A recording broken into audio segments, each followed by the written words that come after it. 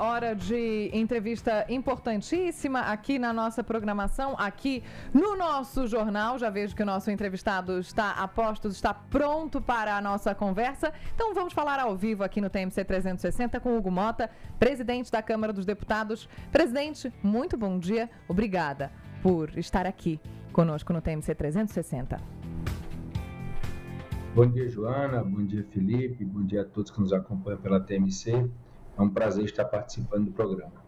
Temos muitos assuntos para tratar aqui com o senhor. Queria começar falando sobre um dos assuntos mais importantes do momento para a população, claro, para parlamentares, para o governo, que é a escala 6x1. Há quem defenda, presidente, que a aceleração artificial das sessões virtuais está comprimindo um debate que, em condições normais, levaria mais tempo para ser amadurecido, discutido, especialmente numa PEC com impacto econômico e social amplo e tão amplo quanto a escala 6x1. O senhor entende que essa estratégia pode passar para a sociedade a impressão de que a Câmara está priorizando velocidade em vez de profundidade no debate? A impressão que nós passamos, Joana, é de compromisso com a classe trabalhadora do Brasil. Nós temos debatido essa matéria desde o ano passado, uma matéria que foi ampla no âmbito das comissões permanentes da Casa. O relator, inclusive, da matéria, o deputado Léo Prates, foi escolhido por mim justamente porque teve, ao longo do ano passado, a tarefa de presidir a comissão de trabalho da Casa e, com isso, debater a matéria de maneira recorrente. Então, nós temos uma comissão que funciona realmente com pessoas tido a capacidade de poder conhecer o assunto de maneira bem detalhada e com certeza nós teremos no mês de maio afunilando, digamos assim, para uma legislativa que possa entregar ao Brasil a redução da jornada de trabalho, mas fazendo isso de forma equilibrada, de forma onde todos eles possam ser ouvidos, os representantes da classe trabalhadora, mas também os representantes do setor produtivo, aqueles setores que são responsáveis por empregar a grande maioria dos trabalhadores do Brasil, são setores importantes, como setores da indústria, do agronegócio, da construção civil, setor de comércio e serviços, justamente para que tenhamos a capacidade de podermos entender a particularidade de cada setor, a particularidade de cada setor precisa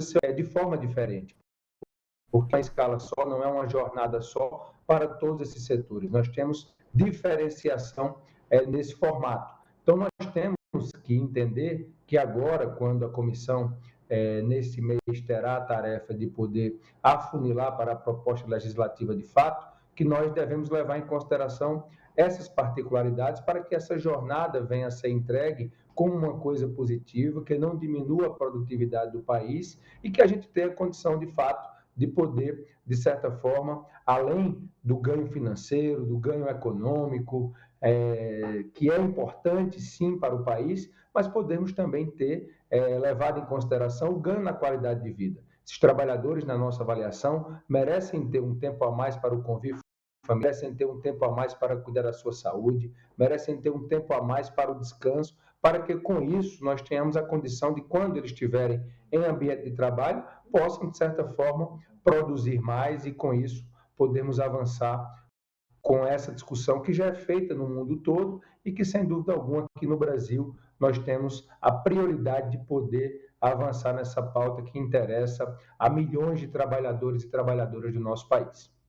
Bom, mudando agora para um outro assunto, antes fazendo uma ressalva, presidente, você que está nos acompanhando, você que está nos assistindo, no comecinho da resposta a gente teve um pequeno problema de conexão, agora estabilizado, né? Qualquer coisa a gente retoma, mas por enquanto deu uma estabilizada, então a gente pode continuar com o presidente da Câmara, Hugo Mota, aqui na nossa TMC, ele que gentilmente cedeu esse espaço da agenda dele para conversar conosco. Então, o segundo tema, presidente, esse primeiro que o senhor destacou, todos nós concordamos, é um tema de interesse nacional, né? Plenamente, seja da classe empregadora, seja da classe trabalhadora. Agora a gente passa para um tema que é também barulhento, mas de um público mais específico, que é a tal da lei chamada de dosimetria, né? Como é que o senhor tem acompanhado esses últimos andamentos, incluindo, é claro, a decisão do ministro Alexandre de Moraes de suspender a aplicação? É um tema que, evidentemente, interessa a mais uma parte da sociedade que de outra parte. Inclusive, né, no fim do ano passado, né, integrantes da oposição disseram: olha, esse tema vai bloquear a agenda do Congresso se ele não sair da frente logo cedo. Então, saiu da frente. E agora, o país anda ou não anda, presidente? Nós tivemos o ano de 2025 girando em torno desse debate da anistia.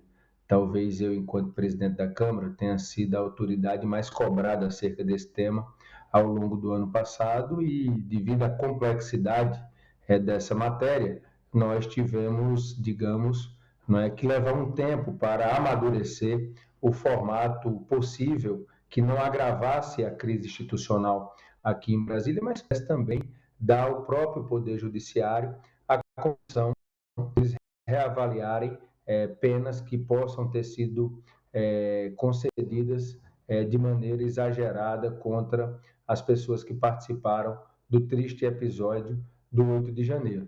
E nós encontramos, não é, esse formato da dosimetria depois de um amplo diálogo entre os deputados, diálogo entre a Câmara e o Senado, diálogo com a comunidade jurídica, para que pudéssemos ali construir um instrumento legislativo que pudesse, dentro do nosso arcabouço legal, apontar para uma solução diante dessa situação tão complexa que o nosso país viveu desde o 8 de janeiro de 2023. Aprovamos a dosimetria.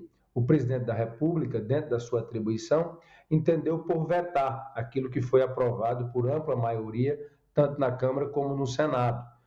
Com a análise do veto, dentro daquilo que já era esperado, o veto foi derrubado, com mais de 300 votos na Câmara, com quase 50 votos no Senado, para que aquilo que foi aprovado por nós pudesse, de certa forma, vir a ser validado. A lei, então, ela foi promulgada pelo presidente do Congresso Nacional e aí tivemos, não é, o Supremo Tribunal Federal sendo acionado para analisar a constitucionalidade ou não desta lei. E aí o ministro Alexandre decidiu, por liminar, suspender a aplicabilidade da lei. Né? E aí o que nós vamos fazer é, nos autos, nos posicionar para que aquilo que foi decidido pelo Congresso Nacional venha a ser cumprido no que diz respeito a esses casos do 8 de janeiro, a aplicabilidade da lei da dosimetria. Nós vamos defender a aplicabilidade da lei da dosimetria, porque esse foi o caminho que foi aprovado por ampla maioria no Congresso Nacional e o veto também do presidente foi derrubado por essa maioria extremamente expressiva nas duas casas. E esperamos e confiamos que o Supremo Tribunal Federal irá, sim, dar aplicabilidade aprovada pelo Congresso nesses casos inerentes à lei da dosimetria.